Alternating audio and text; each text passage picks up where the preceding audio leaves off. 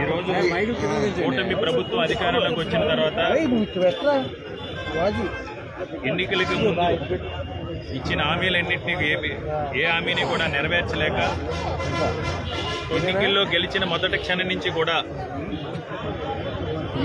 ముందుగా వైఎస్ఆర్ కాంగ్రెస్ పార్టీ శ్రేణులపై దాడులు చేయటం, మర్డర్లు చేయటం, హత్యాయత్నాలు చేయటం, ఈ విధంగా భయభ్రాంతులు గురి చేసి ఒక అరాచక పాలన సాగుతుండటంతో పాటు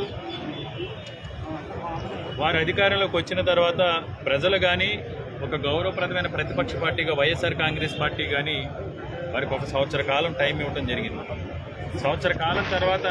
ఎన్నికలకు ముందు ఏదైతే అన్నిటికంటే కూడా ముఖ్యంగా ఈ రాష్ట్రంలో ఉన్న 40 లక్షల పైచీలకు నిరుద్యోగ యువతీ యువకులకి కూటమి ప్రభుత్వం అధికారంలోకి వచ్చిన వెంటనే 20 లక్షల ఉద్యోగాలు కల్పిస్తాం. 20 లక్షల ఉద్యోగాలు కల్పించే వరకు కూడా ప్రతి నెల ఆ నిరుద్యోగ యువతీ యువకులకి 3,000 రూపాయలు నిరుద్యోగ వృత్తి ఇస్తామని ఆ రోజు చంద్రబాబు నాయుడు గారు కానీ, జనసేన అధ్యక్షుడిగా ఉన్న పవన్ కళ్యాణ్ గారు కానీ, అయితే బీజేపీ నాయకులు కానీ ఎన్నికల ప్రసంగాల్లో ఊదర కొట్టడం జరిగింది. అదేవిధంగా సూపర్ 6 సంబంధించి సూపర్ 7 అని ఏదైతే 2019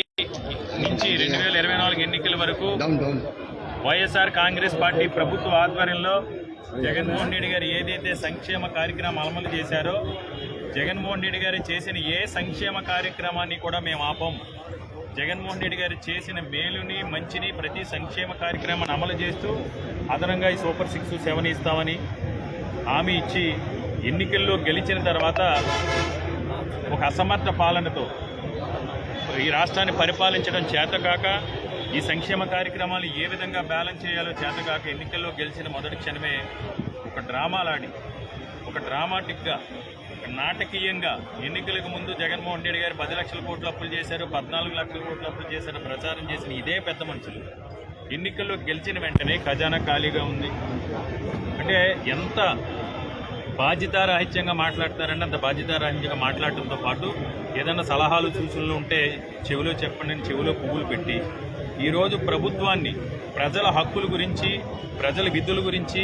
వారిచ్చిన హామీల గురించి, వారు చేస్తానన్న సంక్షేమ అభివృద్ధి కార్యక్రమాల గురించి ఎవరన్నా ప్రశ్నిస్తే వారి గొంతు నొక్కి తప్పుడు కేసులు బనాయించి, బెదిరించి, అదిరించి ఈరోజు ఈ రాష్ట్రాన్ని పరిపాలిస్తూ ఉన్నారు. ముఖ్యంగా నిరుద్యోగ యువతీ యువకులకు సంబంధించి ఎక్కడ నిరుద్యోగ యువతీ యువకులు తమకు సంబంధించిన కానీ ఈ విద్యా వ్యవస్థ అనేది ఎంత ఘోరంగా తయారైందో మనకు తెలిసి నిరుద్యోగ వీరిపై మరింత అరాచకంగా ఎవరైతే ప్రశ్నిస్తారో, ఎవరైతే పోరాటం చేస్తున్నారో వారిపైన గంజాయి కేసులు, డ్రగ్ కేసులు బనాయించి ముఖ్యంగా వైఎస్ఆర్ కాంగ్రెస్ పార్టీ తరఫున ఎవరైనా ఈ నిరుద్యోగ యువతీ యువకుల తరఫున ఎవరైనా పోరాటం చేస్తే ఆ పోరాటం చేసే వాళ్ళని తప్పుడు కేసులు బనాయించి ఏ విధంగా దుర్మార్గంగా హింసిస్తున్నారనేది దానికి ఉదాహరణ విశాఖపట్నం జిల్లాకి సంబంధించి